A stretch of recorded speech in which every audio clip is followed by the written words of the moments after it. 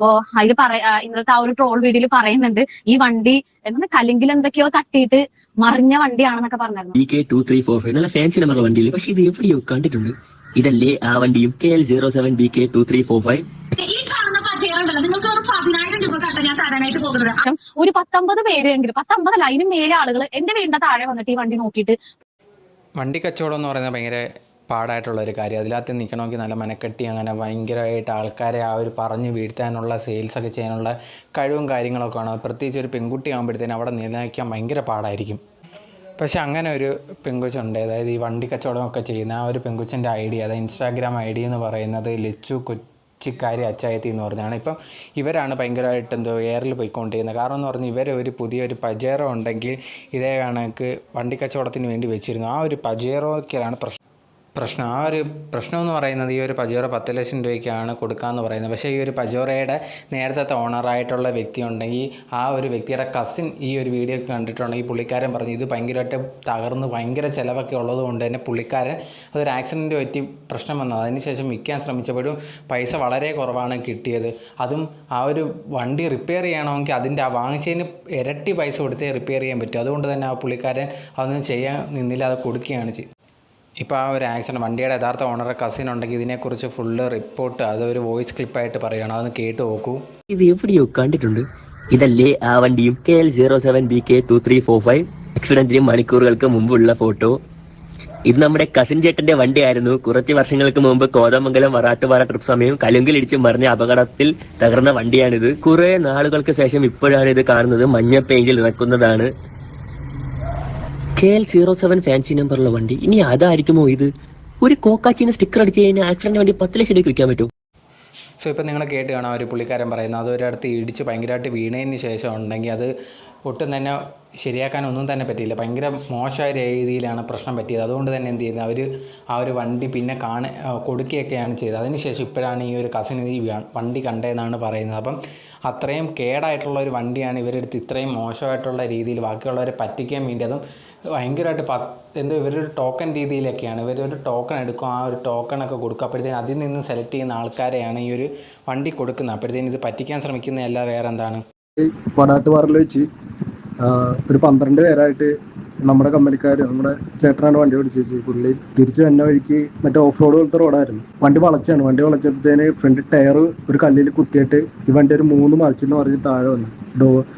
വണ്ടി മറിഞ്ഞ് താഴത്ത് വീണിട്ട് ഒരാളുടെ പെഡൽ ഒടിഞ്ഞു പോയി. എല്ലാവർക്കും പരിക്ക് പറ്റി. ഭയങ്കര പ്രശ്നമായിരുന്നു. എന്നിട്ട് വണ്ടി ലാസ്റ്റ് റിക്കവർ ചെയ്ത് മൂവാറ്റുപുഴയിലാണ് വണ്ടി ഇട്ടേച്ചത്. അങ്ങനെ മൂവാറ്റുപുഴയിൽ വണ്ടിയുടെ നോക്കാൻ വേണ്ടി പോയപ്പോൾ, വണ്ടി കാണാൻ വേണ്ടി പോയപ്പോൾ ഞാനും ഉണ്ടായിരുന്നു. അപ്പോൾ വണ്ടിയുടെ അവസ്ഥയെന്ന് വെച്ച് കഴിഞ്ഞാൽ മോൾ ഭാഗം ഇല്ല വണ്ടിക്ക്. അതുപോലെ ഫ്രണ്ട് ബോണറ്റ് തിരിഞ്ഞു പോയിട്ട് എഞ്ചിനും ബോണറ്റും അടക്കം ആ ഫ്രണ്ടിലത്തെ പീസ് ഫുള്ളായിട്ട് ഇങ്ങനെ തിരിഞ്ഞു പോയി. ബാക്കിലെ ഭാഗവും തിരിഞ്ഞു. അങ്ങനെ ചേസ് ബെൻഡായി, അതായത് വണ്ടി പിരിഞ്ഞു പോയി. അങ്ങനെ ഈ വണ്ടി ഒന്നും ചെയ്യാൻ പറ്റത്തില്ല. അത് പറ്റാനായിട്ട് ഷോറൂമിൽ കൊണ്ടുപോയിട്ട് ഷോറൂമുകാർ 28 ലക്ഷം രൂപ ഈ വണ്ടി ഫുള്ള് പണിത് എടുക്കണമെങ്കിൽ വരുമെന്ന് പറഞ്ഞു. അതുകൊണ്ട് പുള്ളി ടോട്ടൽ ലോസ് ചെയ്തിട്ട് ചെറിയ എമൗണ്ട് അങ്ങാണ്ട് ഈ വണ്ടിക്ക് കിട്ടി. ഈ വണ്ടി അന്ന് ഉപേക്ഷിച്ച വണ്ടിയാണ്. അതിനുശേഷം ഈ വണ്ടി അത് കഴിഞ്ഞിട്ട് കുറച്ച് മാസങ്ങൾക്ക് ശേഷം ഞങ്ങളൊരു ദിവസം ഈ കുണ്ടന്നൂർ വെച്ചിട്ട് കണ്ടായിരുന്നു. ഒരു മഞ്ഞ പെയിൻ്റൊക്കെ അടിച്ച് വണ്ടി മൊത്തത്തിൽ മാറ്റി.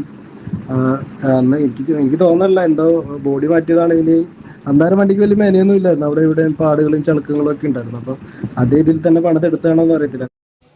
സോ ഇപ്പോൾ ഈ പുള്ളിക്കാരൻ പറഞ്ഞു കേട്ടില്ല, ഈ ഒരു വോയിസിലുണ്ടെങ്കിൽ ആ ഒരു വ്യക്തി അന്ന് കാണാൻ പോയത് അറിയാവുന്ന ഒരു വ്യക്തിയാണ്. അപ്പോഴത്തേനും ആ വണ്ടി അത്രയ്ക്ക് മോശമായിട്ട്, എഞ്ചിൻ പോലും അത്ര രീതിയിൽ മോശമായിട്ട്, പണിയാൻ അത്ര വയ്യാത്ത രീതിയിലാണ് ഈ ഒരു കാര്യം വണ്ടി കൊടുക്കുന്നത്. അത് ഒട്ടും ലാഭം ഒന്നും തന്നെ കിട്ടിയില്ല. അതിനുശേഷം അത്രയും ലക്ഷം, അതായത് വാങ്ങിച്ചതിനേക്കാൾ ഇരട്ടി ചിലവാകുന്നത് ശരിയാക്കാൻ. അങ്ങനെ ഇരിക്കുന്ന വണ്ടി ഇവരെടുത്ത് ഇപ്പം കുറച്ച് 2 ലക്ഷം രൂപയ്ക്ക് ഏതാണ്ടാണ് പണിഞ്ഞെന്ന് പറയുന്നത്. ആ ഒരു വണ്ടി അത്രയ്ക്കുള്ള പണി കൊടുത്ത് ഈ ഒരു കളറൊക്കെ മാറ്റി ഇങ്ങനെ ഇറക്കിയെന്ന് പറഞ്ഞു കഴിഞ്ഞാൽ എന്തുമാത്രം കേട് അതിനകത്ത് ഉണ്ടായിരിക്കണം. ഇവർ പറ്റിക്കാൻ ശ്രമിക്കുന്നതല്ലേ. ഇപ്പം ഈ ഒരു വീഡിയോ വന്നതിന് ശേഷം അവർ വെളിയിൽ വന്നിട്ടുണ്ടായിരുന്നു ഇതിനെ ഭയങ്കരമായിട്ട് വെളുപ്പിച്ചുകൊണ്ട്. കാരണം അവർ പറഞ്ഞത് ശരിയല്ല, ഞാൻ പറയുന്നതാണ് ശരി, അവർക്ക് ഇതിനെപ്പറ്റി ഒന്നും അറിയുന്നില്ലെന്ന് പറഞ്ഞൊരു വീഡിയോ ഒക്കെ ഇട്ടിട്ടുണ്ട്. നിങ്ങൾ അതൊന്ന് കണ്ടു നോക്കുക. ആദ്യമേ ഓണറുടെ അടുത്ത് നമ്മൾ ഈ ഒരു വണ്ടി വന്ന സമയത്ത്, എന്റെ കയ്യിലേക്ക് വന്ന സമയത്ത് എല്ലാ കാര്യങ്ങളും ഡീറ്റെയിൽ ആയിട്ട് ഞാൻ ചോദിച്ചിട്ടാണ് എന്റെ കയ്യിലേക്ക് ഞാൻ ഈ വണ്ടി എടുത്തത്. അപ്പോൾ അതിൽ ഇന്നത്തെ ആ ഒരു ട്രോൾ വീഡിയോയിൽ പറയുന്നുണ്ട് ഈ വണ്ടി കല്ലെങ്കിലും എന്തൊക്കെയോ തട്ടിയിട്ട് മറിഞ്ഞ വണ്ടിയാണെന്നൊക്കെ പറഞ്ഞായിരുന്നു.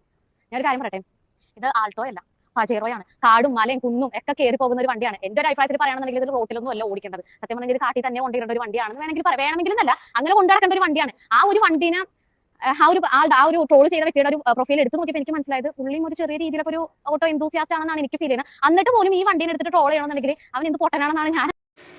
ഇവർ തന്നെ പറയുന്നുണ്ട് ഇവർക്ക് ചിലവായിട്ടുണ്ട്, ഇവർ 2 ലക്ഷം രൂപയാണ് ചിലവാക്കി എന്നൊക്കെ പറയുന്നത്. പക്ഷേ എന്നിരുന്നാൽ പോലും 2 ലക്ഷം രൂപയ്ക്ക് ഒന്നും നല്ല രീതിയിൽ ഇത് റെഡിയാക്കാനോ ഒന്നും തന്നെ പറ്റില്ല. അല്ലെങ്കിൽ പോലും ഇത്രയും പ്രശ്നം പറ്റി, ഇത്രയും ഡാമേജ് ആയുള്ള വണ്ടി നല്ല രീതിയിലൊന്നും ആക്കാനൊന്നും പറ്റത്തില്ല. പക്ഷേ ഇവരിരുന്ന് ഭയങ്കരമായിട്ട് അങ്ങ് തള്ളുന്ന കണ്ടില്ലയോ, നല്ല രീതിയാണ്, അവർക്ക് ഇതിനെ പറ്റിയൊന്നും അറിയത്തില്ല. അതുപോലെ തന്നെ അതിൻ്റെ ഇടയിൽ കളിയാക്കി ഇത് ആൾട്ടോ കാറൊന്നും അല്ല, ഇത് പജേറോ ആണ് ഇങ്ങനത്തെ എന്നൊക്കെ പറഞ്ഞ് ആൾട്ടോക്കാരെയും പുച്ഛിക്കുന്നുണ്ട്. ഇതെന്തോ ആൾട്ടോ കാറൊക്കെ പാവങ്ങൾ ഓടിക്കുന്നതാണ് എന്ന് പറഞ്ഞ് നമ്മളെ പഠിപ്പിക്കേണ്ടായത്, നമുക്ക് ഇതിനെപ്പറ്റിയൊക്കെ അറിയാവുന്നത് ഏകദേശം എന്ന് പറഞ്ഞ് അങ്ങ് ഭയങ്കര കൊച്ചാക്കുന്ന, ആൾട്ടോക്കാരനെയൊക്കെ അങ്ങ് ഭയങ്കര കൊച്ചാക്കുന്ന രീതിയിലാണ് സംസാരം.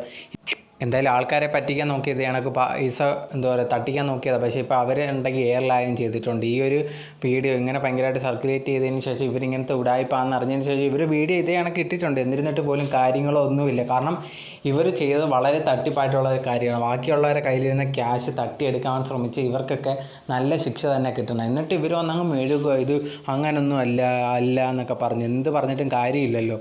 സോ ഇതൊക്കെ കൊണ്ടാകുമ്പോഴത്തേനും ഈ വണ്ടി കച്ചവടമൊക്കെ ചെയ്യുന്നവരിൽ നിന്നൊക്കെ വണ്ടിയൊക്കെ അങ്ങനെയൊക്കെ വാങ്ങുന്ന സമയത്ത് നോക്കിയും കണ്ടൊക്കെ വാങ്ങണം. അവരവരെ ലാഭത്തിനെ വാങ്ങത്തുള്ളൂ. നമ്മുടെ നല്ലതൊന്നും ആയിരിക്കത്തില്ല അവർ വണ്ടിയൊന്നും എടുത്തു തരുന്നത്, അവരെ ലാഭത്തിന് വേണ്ടിയായിരിക്കും. സോ ഇതൊക്കെ നോക്കിയും കണ്ടൊക്കെ എടുക്കുന്നവരെ എടുക്കുക. സോ നിങ്ങൾക്ക് എന്താണ് ഇതിനെപ്പറ്റി തോന്നിയുള്ളൊരു കമൻറ്റ് ബോക്സിൽ കമൻറ്റായിട്ട് രേഖപ്പെടുത്തുക.